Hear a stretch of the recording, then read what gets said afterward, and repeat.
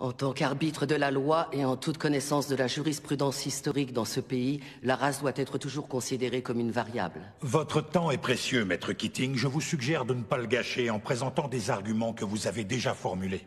Ce ne sont pas mes mots, juge Strickland. Ce sont les vôtres.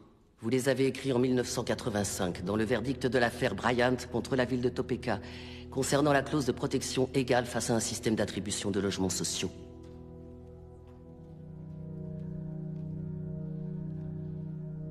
Le racisme fait partie de l'ADN des États-Unis d'Amérique. Et tant que nous fermerons les yeux sur la douleur de ceux qui souffrent de son oppression, nous ne pourrons jamais échapper à ses origines. Le seul garde-fou dont peuvent bénéficier les personnes de couleur, c'est le droit de se défendre, et nous ne leur accordons même pas. Ce qui veut dire que la promesse de l'égalité des droits n'a jamais été remplie.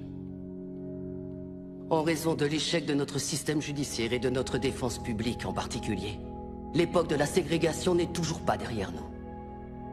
L'époque où les lois ont rendu illégal que les Noirs et les Blancs soient enterrés dans le même cimetière, où on catégorisait les gens en carterons ou en octavons, où on punissait un Noir parce qu'il avait demandé des soins médicaux dans un hôpital pour Blancs.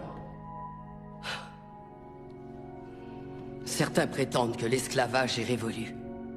Mais allez dire ça aux prisonniers qui sont parqués dans des cages et à qui on dit qu'ils n'ont pas le moindre droit.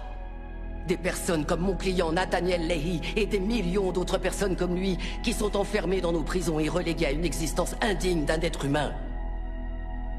Il n'y a aucune alternative à la justice dans cette affaire. Il n'y a pas d'autre option.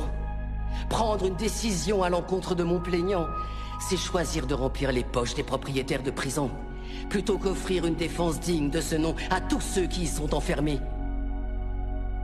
Est-ce que c'est l'Amérique dans laquelle veut vraiment vivre cette cour? Un pays où l'argent a plus d'importance que l'humanité? Où la criminalité est confondue avec les troubles mentaux?